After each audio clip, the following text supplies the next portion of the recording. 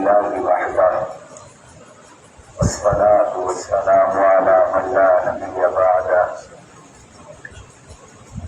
وعلى آله وأصحابه الذين أوفوا عهده. أما بعد فأعوذ بالله من الشيطان الرجيم. بسم الله الرحمن الرحيم. واصبر نفسك مع الذين يدعون ربهم بالغداة والعشي يريدون وجهه ولا تعد عيناك عنهم تريد زينة الحياة الدنيا ولا تطع من أغفلنا قلبه عن ذكرنا واتبع هواه وكان أمره فرطا. وقال رسول الله صلى الله عليه وسلم: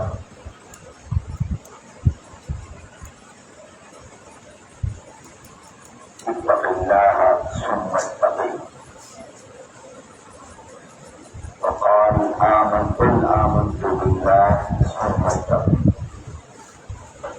أو كما قال رسول الله صلى الله عليه وسلم.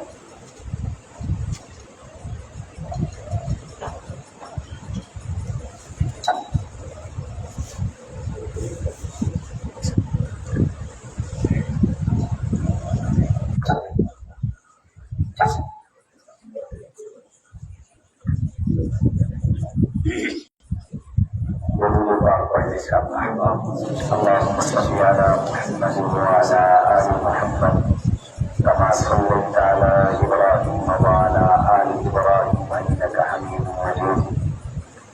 اللهم بارك على محمد وعلى آل محمد كما باركت على إبراهيم وعلى آل إبراهيم إنك حميد مجيد.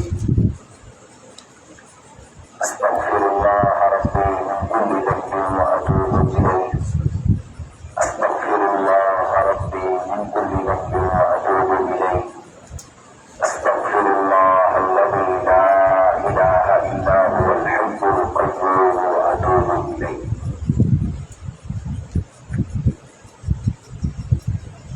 میزبان مکرم،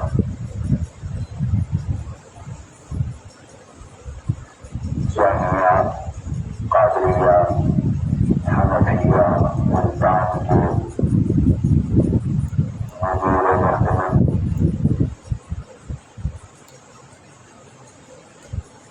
اس خانقاہ اور اس مرکز اصلاح اور مرکز رشد کے والی اور متولی ہمارے برادر عزیز حضرت مولانا محمد زکریا صاحب دامت برکاتہ العالیہ، جانشین مخدوم العلماء شیخ المشائخ شیخ الحدیث حضرت اقدس حضرت مولانا محمد نواز صاحب نور اللہ مرتبہ، اس جامعہ کے جملہ اساتذہ کرام، باہر سے تشریف لائے ہوئے مشائخ اور علماء کرام،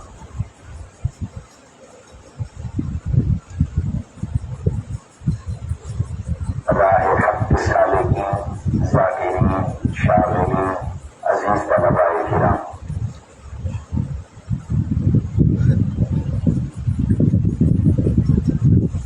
نظام دنیا ہے کہ آج جامعہ قادریہ حنفیہ ملتان میں ہم موجود ہیں، لیکن ہمارے اس جامعہ اور گلشن کے بانی، اس خانقاہ کے بانی حضرت شیخ الحدیث مولانا محمد نواز صاحب نور اللہ مرتبہ، جن سے ہمارا راز و نیاز کا، محبت کا، اعتماد کا بڑا ہی مضبوط رشتہ تھا، آج وہ ہم سے نہیں ہے. لو كانت الدنيا تدوم لواحد لكان رسول اللہ فیہا مخلدا.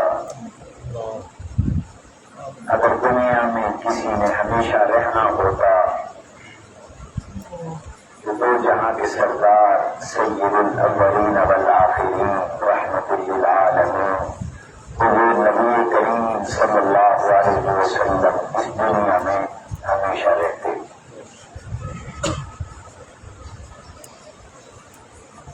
مولانا عبدالرحیم صاحب اگر تشریف لائے ہو تو آگے آ جائیں. شیخ مولانا عبدالرحیم توجہ.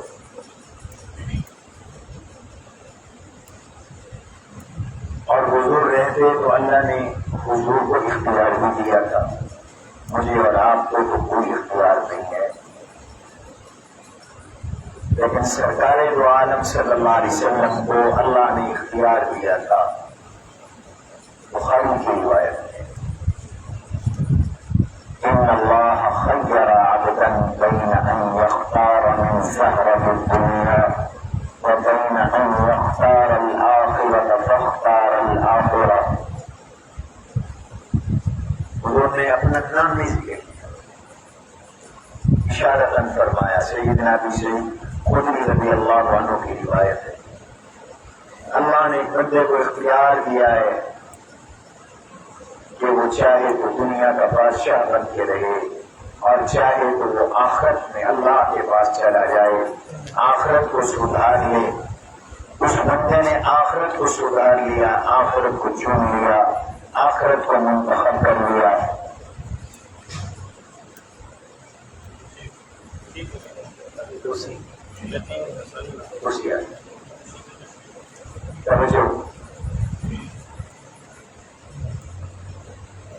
اس بندے نے آخرت کو چن لیا. کوئی نہ سمجھ سکا حضور کیا فرما رہے ہیں.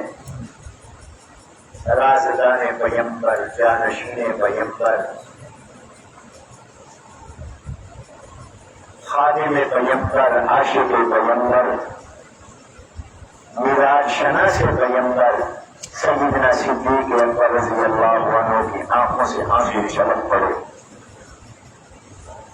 ابھی سے خودی فرماتے ہیں کہ ہم حیران تھے کہ حضور نے ایک بات فرمائی ہے، ابو بکر روئے جا رہے ہیں.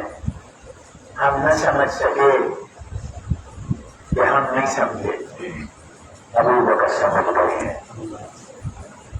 ہم نہ سمجھ سکے کہ ہم نہیں سمجھے، ابو بکر سمجھ گئے ہیں.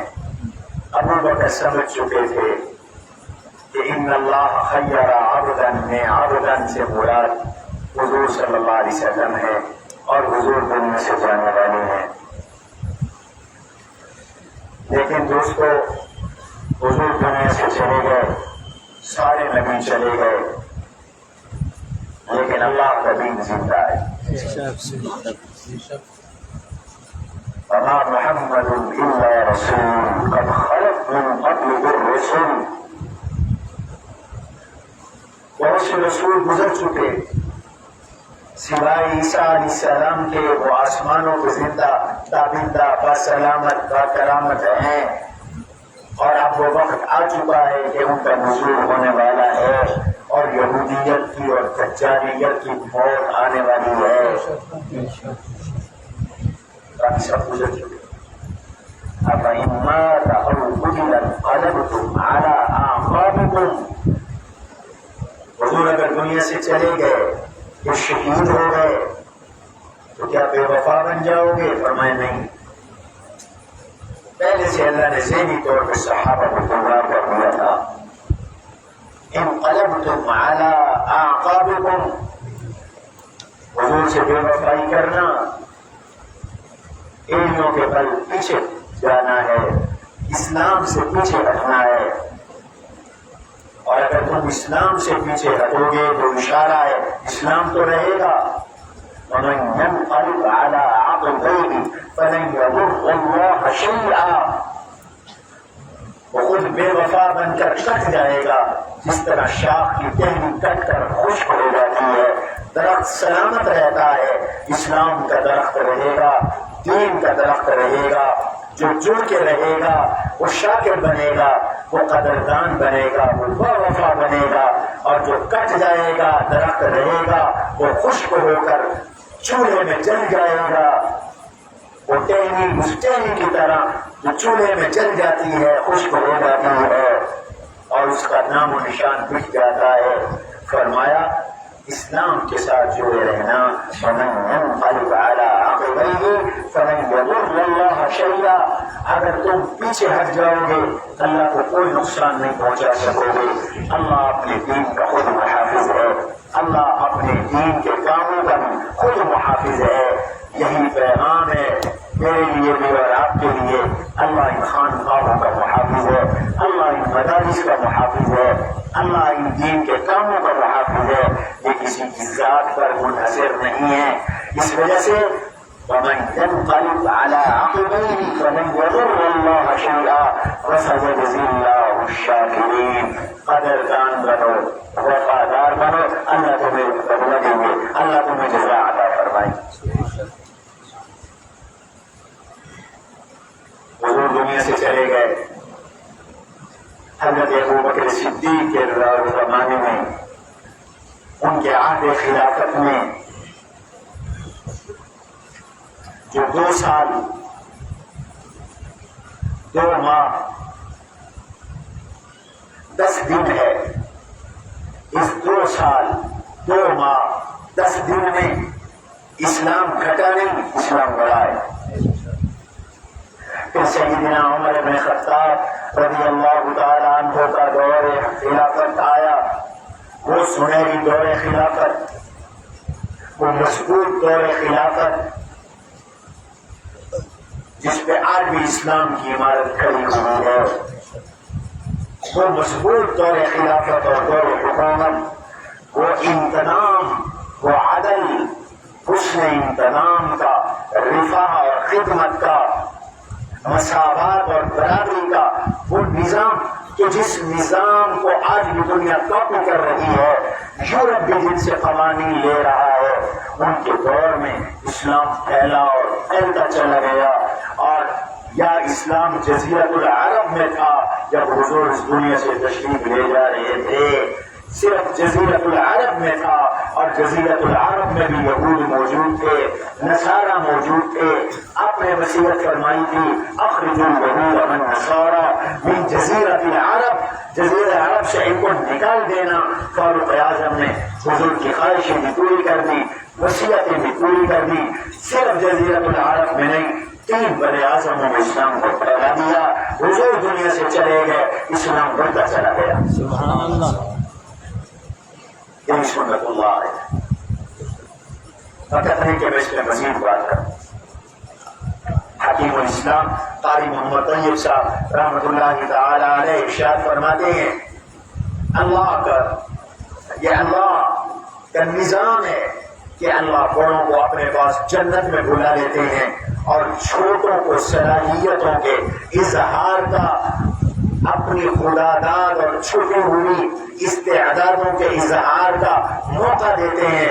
حضور موجود رہتے تو صدیق اکبر رضی اللہ عنہ کو صلاحیتیں دکھانے کا موقع نہ ملتا، اور صدیق اکبر اگر رہتے تو فاروق اعظم رضی اللہ عنہ کو یہ اپنی صلاحیتیں دکھانے کا موقع نہ ملتا، اور اس فاروق اعظم اگر دنیا میں رہتے حضرت عثمان کو موقع نہ ملتا، حضرت عثمان رہتے حضرت علی کو موقع نہ ملتا، حضرت علی رہتے حضرت حسن کو موقع نہ ملتا، اور امت کو متحد کرنے کا یہ موقع انہیں حضرت علی رضی اللہ عنہ کے بعد نصیب ہوا۔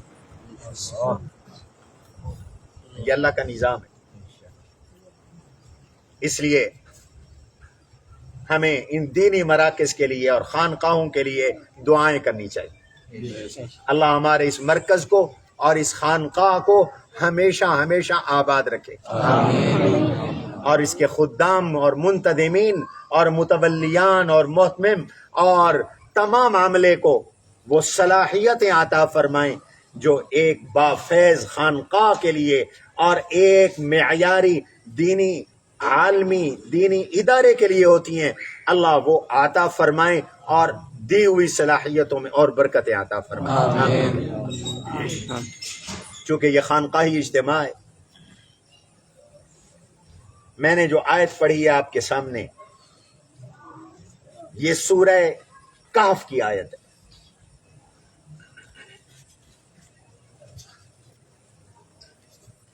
اور آپ جانتے ہیں کہ سورہ کہف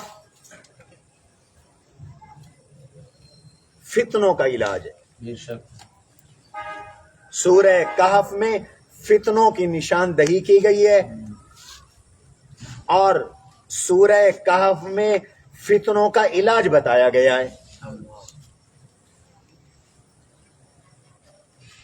اس صورت میں 4 فتنوں کا ذکر ہے. کتنے فتنوں کا ذکر ہے؟ 4. اور یہ دور بھی فتنوں کا ہے. اس لیے اللہ کے نبی نے صلی اللہ علیہ وسلم نے فتنوں سے بچنے کے لیے جمعرات اور جمعہ سورہ کہف کی تلاوت کا حکم دیا ہے. سورہ کہف پڑھو. یہ جن صورتوں کی تلاوت کی ترغیب دی جاتی ہے اس سے مقصود یہ ہوتا ہے، یاد رکھیے، جن صورتوں کی تلاوت کی موقع بہ موقع ترغیب دی جاتی ہے ان سے مقصود یہ ہوتا ہے کہ ان صورتوں کو پڑھو، ان کے مضامین کو سمجھو اور ان میں ذکر کیے گئے مضامین کو اپنے عمل میں لاؤ. یہ الفاظ کی بھی تاثیر ہوتی ہے، برکت ہوتی ہے، لیکن مقصود الفاظ سے تاثیر حاصل کرنے کے ساتھ ساتھ ان صورتوں کے مضامین کو کی طرف متوجہ کرنا ہوتا ہے کہ ذرا دیکھو ان صورتوں میں اللہ نے کیا کیا مضامین بیان کیے. ہمیں ترغیب دی گئی روز رات کو واقعہ پڑھو گے تو سورہ واقعہ کے مضامین کو دیکھو. سورہ واقعہ فکر آخرت پیدا کرتی ہے. سورہ واقعہ کے اندر اللہ نے 3 جماعتوں کا اور 3 طبقات کا ذکر کیا ہے. مقربین کا ذکر کیا ہے، مومنین کا ذکر کیا ہے، اور اللہ تعالی نے اس میں اصحاب شمال اور جہنمیوں کا ذکر کیا ہے. تم یہ پڑھو گے فکر آخرت پیدا ہوگی، دنیا کے فکروں سے آزاد ہو جاؤ گے تو اللہ تمہاری دنیا کی ضرورتوں کو پورا کر دے گا. کبھی بھوکے نہیں مرو گے، کبھی فاقہ نہیں ہوگا. من قرأ سورة الواقعة كل ليلة لم تصبه الفاقة أبدا. جو ہر رات واقعہ پڑے گا اس کو کبھی فاقہ نہیں آئے گا. سیدنا عثمان رضی اللہ عنہ کے دور تھا، عبداللہ بن مسعود رضی اللہ عنہ بیمار ہو گئے. یہ وہ جلیل القدر صحابی رسول ہیں جو اکبر الاسلام ہے. ابتدائی چند ان لوگوں میں ہیں جو سب سے پہلے مسلمان ہیں، اور یہ عبداللہ بن مسعود وہ ہیں جن کو حضور نے اپنا لوٹا، حضور نے اپنا طہارت کا برتن، اپنا مسواک، اور اللہ کے نبی علیہ الصلوۃ والسلام کا نے اپنا بستر اور تکیہ سفر میں ان کے حوالے کیا ہوا تھا، اور حضور ان سے اتنے خوش تھے. آپ فرماتے ہیں رضیت لامتی ما رضی به ابن ام عبد وسخطت ما سخط به ابن ام عبد. جن چیزوں پر میری امت کے لیے ابن ام عبد عبداللہ بن مسعود راضی، میں محمد کریم راضی. جن چیزوں پہ یہ ناراض، میں بھی ناراض. ان کی بیٹیاں تھیں، بیمار ہو گئے، رسول وفات تھی. حضرت عثمان پیسوں کی تھیلیاں لے کر ان کی یادوں کے لیے تشریف لائے. وہ خلیفہ تھے، بیت المال سے بڑی رقم لے کے آئے. فرمایا عثمان لے جاؤ، مجھے نہیں چاہیے.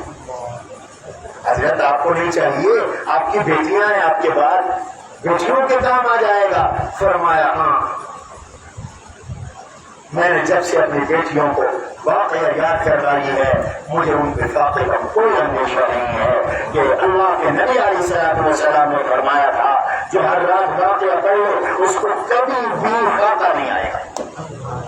یہ ہے زہد، یہ ہے دنیا سے بے رحمتی. بات میں سے بات نکلی ہے. ہم صوفی تو سارے بن رہے ہیں. سب سے بڑی چیز حسن اخلاق ہے. خانقاہوں سے، تربیت سے، مدارس سے مقصد کیا ہے؟ کہ بگڑے ہوئے انسان سدھر جائے، اور سدھرا ہوا انسان اچھے اخلاق کا مالک ہوتا ہے۔ اخلاق حسن کیا ہے؟ وقت نہیں میں اس پر تفصیل عرض کروں۔ مولانا قاری رحمۃ اللہ علیہ نے مرقات شرح مشکات میں فرمایا ہے 10 کام چھوڑ دو 10 کام کرو تم اعلی اخلاق کے مالک ہو۔ 10 کام بالکل نہیں کرنے اور 10 کام کرنے، 20 کاموں میں تمہارے اخلاق ہے۔ 10 کام چھوڑ دینے اور 10 کام کرنے، یوں بھی کہہ سکتے ہو 10 رذائل ہیں ان سے تخلیہ ضروری ہے، 10 فضائل ہیں ان کا تحلیہ ضروری ہے۔ تخلیہ کا معنی خالی کرنا، رذائل گندی چیزیں، 10 گندی چیزیں یہ چھوڑ دو،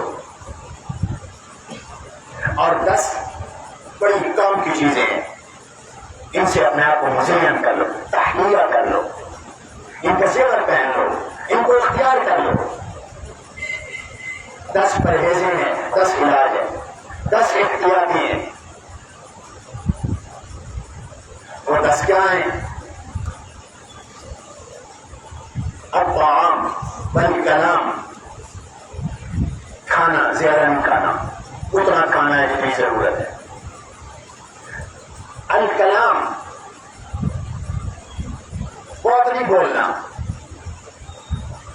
زیادہ بولنا یہ اخلاق کے خلاف ہے، زیادہ کھانا یہ اخلاق کے خلاف ہے۔ مطلب کی بات کرنی ہے، من صمت نجا، زبان کو گناہوں سے بچانا ہے۔ زیادہ بولو گے هل يكب الناس على وجوههم او قال على مناخرهم النار الا حصائد ألسنتهم، بھائی چہرے کے بل، گردن کے بل جہنم میں گرانے والی چیز، اونگے منہ گرانے والی چیز یہ زبان ہے۔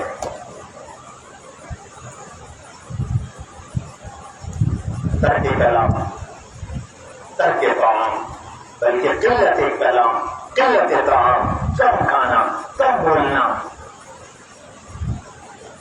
زیادہ بولنے کو چھوڑ دو، زیادہ کھانے کو چھوڑ دو، حسد کو چھوڑ دو، بخل کو چھوڑ دو۔ یہ جو حسد ہے آدمی کو برباد کر دیتا ہے۔ زمین پہ سب سے پہلا گناہ حسد کا ہوا ہے، آسمانوں پہ گناہ حسد کا ہوا ہے، شیطان حسد کی وجہ سے تباہ ہوا ہے۔ زمین میں قابیل نے حابیل کو حسد کی وجہ سے قتل کیا ہے۔ حاسد اور حسد کرنے والا اللہ کی ناراضگی کا مستحق ہوتا ہے، وہ اللہ کا مقابلہ کر رہا ہوتا ہے، وہ اللہ کی تقدیر کا مقابلہ کر رہا ہوتا ہے، وہ ذلیل و رسوا ہوتا ہے، وہ بے چین و بےتاب اور پریشان ہوتا ہے۔ اللہ حضرت کو نوازنا چاہتے ہیں، اللہ ہمارے عزیز کو عزت دینا چاہتے ہیں، کوئی حسد کر رہا ہے تو وہ اللہ سے مقابلہ کرتا ہے۔ اللہ چاہتے ہیں عزت دے، وہ چاہتا ہے میں ذلیل ہوں، حسد نہ کرو۔ فرمایا بخل سے بچو، بخل نہ کرو۔ بخیل کس کو کہتے ہیں؟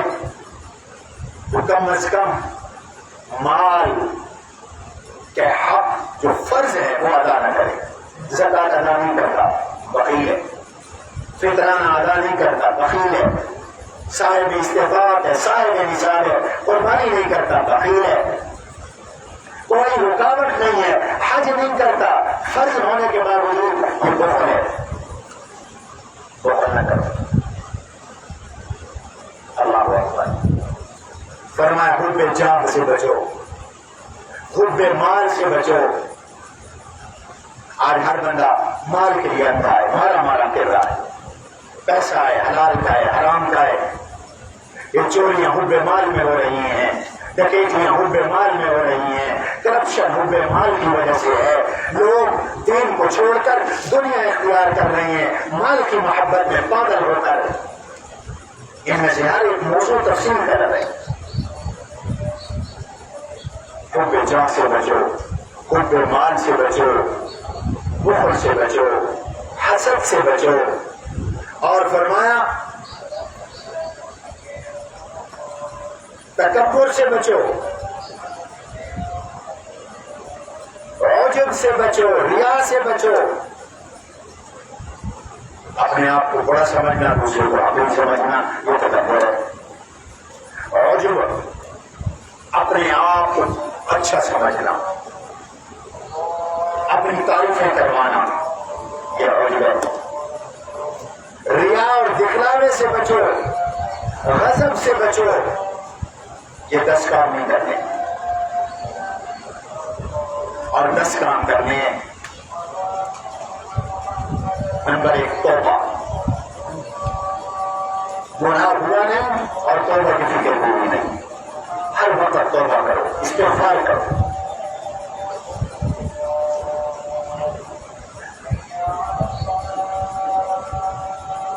فرمایا جو توبہ کرتا ہے، استغفار کرتا ہے، اس کا گناہ کوئی اصرار نہیں ہے۔ اور اللہ کا ڈر پیدا کرو، خوف خدا پیدا کرو۔ نمبر 3 زہد اختیار کرو۔ عبداللہ بن مسعود زہد والے تھے، یہاں سے بات چلی، دنیا سے بے رغبت تھی۔ اللہ کے رسول کے بارے میں اتنا یقین ہے، کیسے واپس کر دیا؟ حضرت عثمان کو انکار کر دیا۔ یہ ہے زہد، دنیا سے منہ موڑنا۔ یہ لذت اٹھا کے دیکھو، دنیا پیچھے بھاگے گی۔ جن لوگوں نے دنیا سے منہ موڑا، دنیا ان کے پیچھے ہے۔ جو دنیا کے پیچھے بھاگے، ان کی زندگیاں برباد ہو گئی، دنیا آگے نکل گئی۔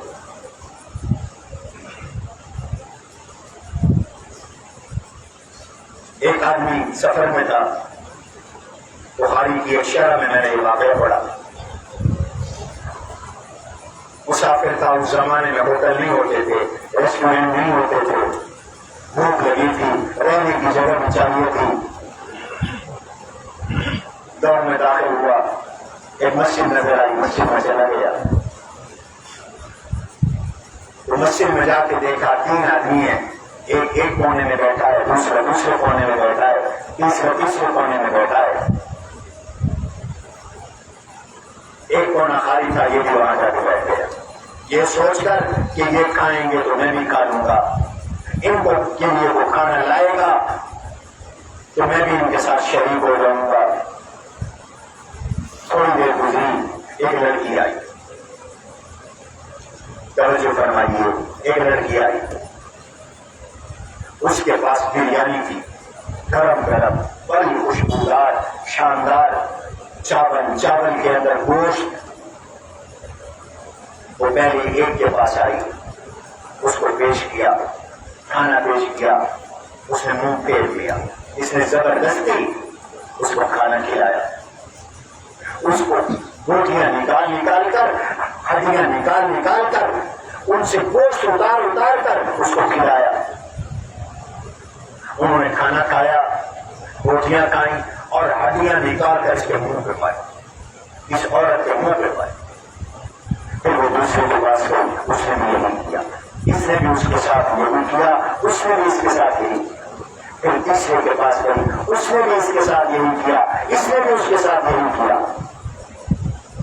اب چوتھی کی باری تھی، یہ بھوکا پیاسا بیٹھا ہوا تھا،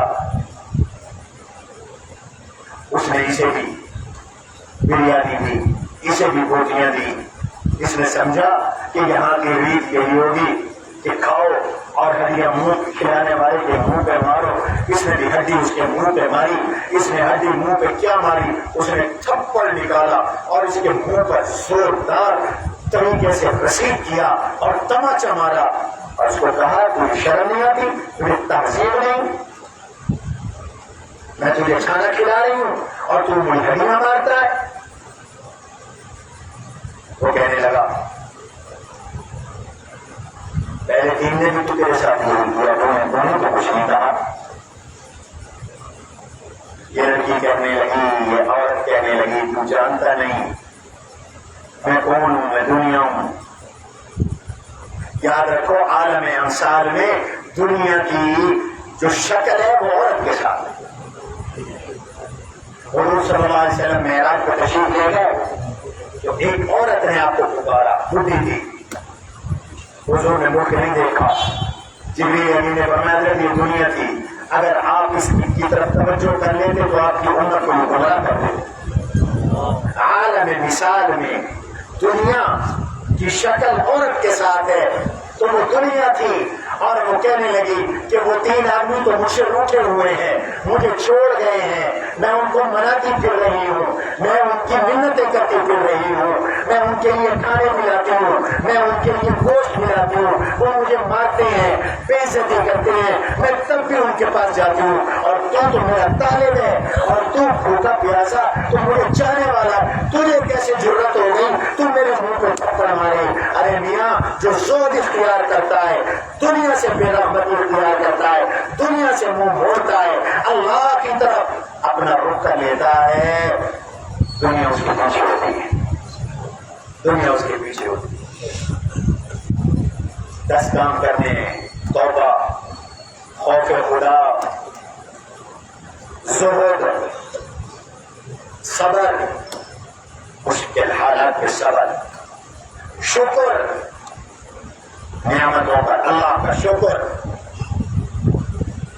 توکل علی اللہ، اللہ پہ بھروسہ کرنا ہر کام میں، اور اخلاص، اللہ کی رضا کے لیے کام کرنا، محبت، اللہ کی مخلوق سے محبت کرنا، رضا بالقضاء، اللہ کے ہر فیصلے میں خوش رہنا، رضا بالقضاء، ذکر موت، موت کو یاد کرتے رہنا۔ تو یہ 10 چیزیں ہیں جو کرنے ہیں۔ اب میں واپس آ رہا ہوں، اپنی بات کو اختتام کی طرف لا رہا ہوں، شروع بھی ہوئی ہے، اختتام بھی کر رہا ہوں۔ ابن مسعود رضی اللہ تعالیٰ عنہ نے زہد اختیار کیا، تو اللہ کے نبی علیہ السلام نے جس صورت کے بھی فضائل بیان کیے، مقصود یہ ہے کہ وہ پڑھو اور اس کے مضامین پہ غور کرو، ان کے مضامین سے درس حاصل کرو۔ جمعرات جمعے سورہ کہف پڑھنے کا حکم ہے، یہ افضل رات ہے جمعرات کی، یاد رکھو، جیسے عیدین کی راتیں افضل، لیلۃ القدر افضل، شب برات افضل، ایسے جمعرات بھی افضل۔ ان 5 راتوں کو علماء نے افضل راتیں کہا، عبادت کی راتیں کہا، قبولیت دعا کی راتیں کہا۔ اور جمعہ کا دن ان من افضل ایامکم یوم الجمعہ فیہ خلق آدم وفیہ نفخ وفیہ صعق فاکثروا علی من الصلاة فإن صلاتکم معروضة علی۔ قیل کیف وقد رميت؟ قال إن الله حرم على الأرض أن تأكل أجساد الأنبياء ونبي الله حي يرزق أو كما قال۔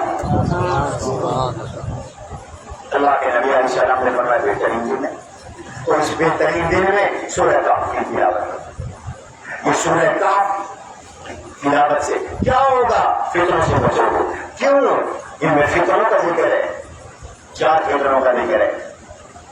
ایک فتنہ ہے ریاست اور حکومتوں کے جبر سے ایمان کی ترک کا۔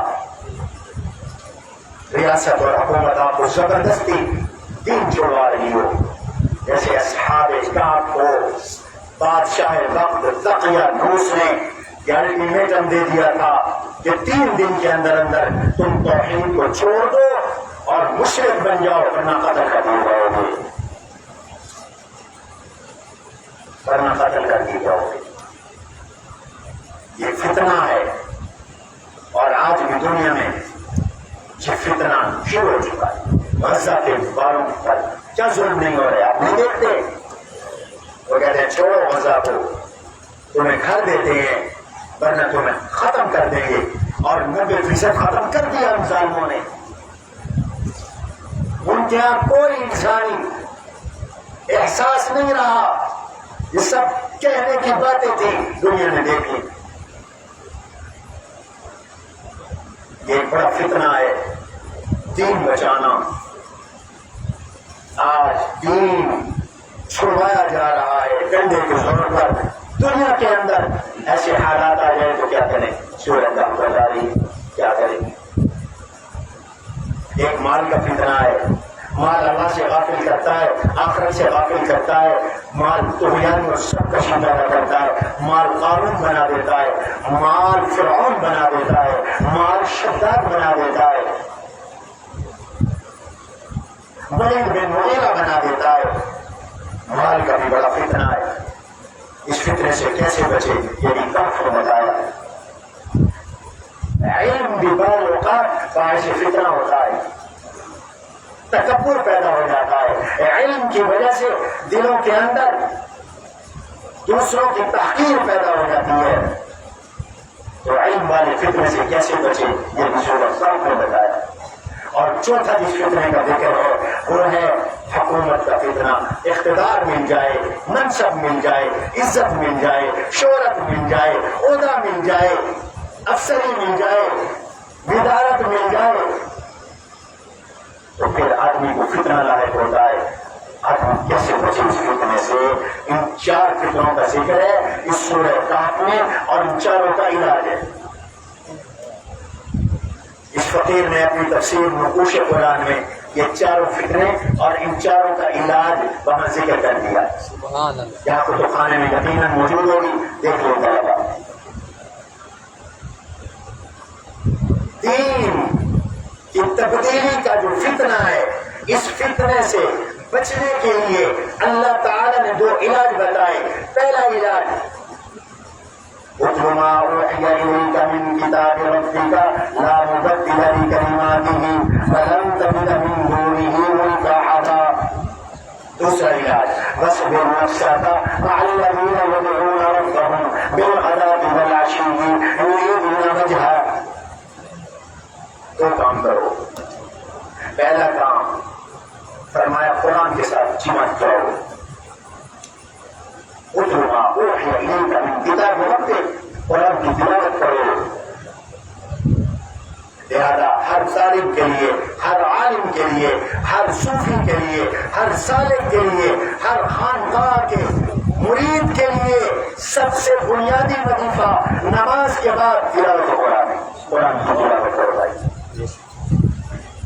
اور میں 10 بستہ عرض کرتا ہوں اپنے فضلہ سے، فارغ ہوتے ہیں اللہ عزت دے دیتے ہیں، لیکن جب فکروں میں پڑ جاتے ہیں اور وہاں پہنچ کر ایسے دھڑام سے گرتے ہیں کہ پھر پوری زندگی اٹھ نہیں سکتے۔ کبھی کوئی فتنہ لاحق ہو گیا، کبھی کوئی فتنہ لاحق ہو گیا، کبھی کوئی۔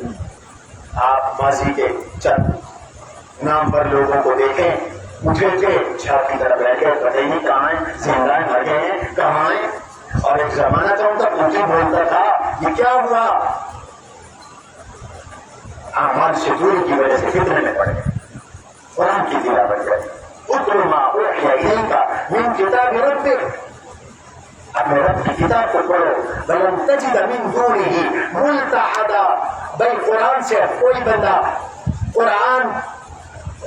قرآن کے وہ ضابطے ہیں جو ٹل نہیں سکتے، ہٹ نہیں سکتے۔ اور دوسری بات واصبر نفسک مع الذین یدعون ربهم بالغداة والعشی، ان اللہ والوں کے ساتھ اپنے آپ کو ایسے جوڑ لو جیسے نوح میں حدیث کے ساتھ جوڑ جاتا ہے۔ چپٹ جاؤ ان لوگوں کے ساتھ، کن کے ساتھ؟ یدعون ربهم، اللہ سے دعائیں کرنے والے، بالغداة والعشی، صبح اور شام۔ اب میں 2 منٹ میں بات سمیٹ رہا ہوں، میرے وقت ختم ہو گیا ہے۔ دوسری بات یہ معلوم ہوئی کہ اپنی ایمان اور اپنی روح کی مضبوطی کے لیے جیسے تلاوت قرآن کرنا ہے، ویسے ہر صبح ہر شام ذکر بھی کرنا ہے، قرآن بھی کرنا ہے۔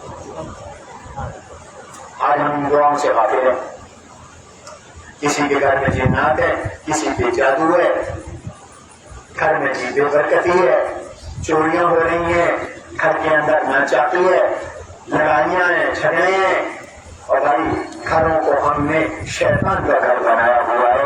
یہ ساری بلائیں دعائیں قرآن پڑھنے سے شیطان بھاگتا ہے۔ ہمارے گھروں میں تلاوت قرآن نہیں، ہمارے کمروں میں تلاوت قرآن نہیں، ہمارے زبانوں میں قرآن تلاوت قرآن نہیں. حضور علیہ السلام نے ارشاد فرمایا ہے الذي ليس في جوفه شيء من القرآن فهو كالبيت الخرب. جب سینہ قرآن سے خالی ہوئے تو وہ ویران کرنے پر آئے. ان الشياطين تنفر من البيت الذي تقرأ فيها سورة البقرة. تم سورہ بقرہ پڑھتے ہو شیطان بھاگ جاتے, نہیں پڑھتے شیطان آ جاتے. اسی طرح ہم دعائیں نہیں کرتے. بھائی صبح شام کی مسنون دعاؤں کا اہتمام کریں. اس سے کیا ہوگا؟ جسم کو کھانے کی ضرورت ہے, 2 وقت کھانا ہم اسے کھلا رہے ہیں, اس لیے زندہ کر رہے ہیں. اور اگر ہم کھانا پینا چھوڑ دیں کمزور پڑ جاتے ہیں, مر جاتے ہیں. بھائی ہم اپنی روح کو, اپنے ایمان کو غذا دیں روزانہ, ورنہ یہ بھی کمزور پڑ جائے گا, مر جائے گا. اور اس کی غذا کیا ہے؟ صبح شام ذکر اللہ, صبح شام دعائیں, صبح شام تلاوت, صبح شام اذکار. یہ روح کی غذا ہے. روح کو بھی تو سلامت رکھنا ہے, طاقتور رکھنا ہے, بیماری سے بچانا ہے. اور یہ بیماری سے بچانا کیسے ہوگا؟ کہ نماز فجر کے بعد بھائی قرآن کی تلاوت کرو, اللہ کے نبی کی سکھائی ہوئی دعائیں مانگو, دن اچھا گزر جائے گا. بسم اللہ الذی لا یضر مع اسمہ شیء فی الارض ولا فی السماء وهو السمیع العلیم. کوئی تکلیف نہیں آئے گی. اعوذ بکلمات اللہ التامات من شر ما خلق. سانپ, بچھو, حشرات الارض محفوظ رہو گے. اللہ کی نعمتوں کا شکر ادا کرو اور کہو الہ العالمین اصبحنا واصبح الملک للہ. اللہ ہماری صبح اچھی ہو گئی, پورے ملک کی صبح اچھی ہو گئی, تو نے ہمیں صبح عطا کی. امسینا وامسی الملک للہ. اور بھی دعائیں, اس پہ چھوٹا سا میرا کتاب چل ہے, صبح شام کی مسنون دعائیں. میرے بھائیوں, اس طرح ہماری زندگی, ہمارا ایمان محفوظ ہے. صبح شام کی دعائیں. فرمایا ان اللہ والوں کے ساتھ اپنے آپ کو چمٹاؤ. اس دور میں فتنے سے بچنے کے 2 ہی راستے ہیں. بچوں کو مدارس میں بھیج دو, یہ مدارس اسلام کے قلعے ہیں, اور قلعے میں فوج محفوظ ہوتی ہے, قلعے سے باہر خطرہ ہوتا ہے. مدرسے میں ایمان محفوظ ہے. اور اپنے آپ کو خانقاہوں کے ساتھ جوڑ لو, اپنے آپ کو اللہ والوں کے ساتھ جوڑ لو.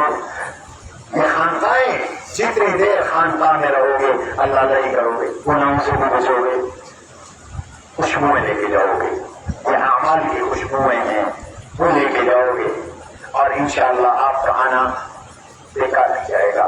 اللہ مجھے اور آپ کو ان باتوں پہ عمل کی توفیق نصیب فرمائے, اور ہماری اس خانقاہ کو, اس کے فیض کو عام اور کام فرمائے, اور اس ادارے کو دنیا راجیہ کو ترقی نصیب فرمائے. حضرت شیخ الحدیث مولانا توحید صاحب دعوت برکاتہ, ہمارے حضرت مولانا محمد نواز صاحب نور اللہ مرقدہ کے جلیل القدر اور بڑے ہی معتمد اور بہت ہی بھروسے والے تلمید رشید بھی ہیں, اور حضرت کے ساتھ رشتہ داری کا تعلق بھی ہے. حضرت شیخ سوسن ہے, تو حضرت اس ادارے کی بھی سرپرستی فرما رہے ہیں. شکر گزار ہماری طرف سے فرض کفایہ ادا کر رہے ہیں. ہم بھی اس خانقاہ کے نوکر اور خادم ہیں, اس ادارے کے خادم ہیں. چونکہ حضرت ہمیشہ اپنے ادارے کے بارے میں شورا کو مجھے بنایا ہوا تھا, میں اپنے ادارے کے بارے میں ہمیشہ حضرت سے مشورہ کرتا تھا.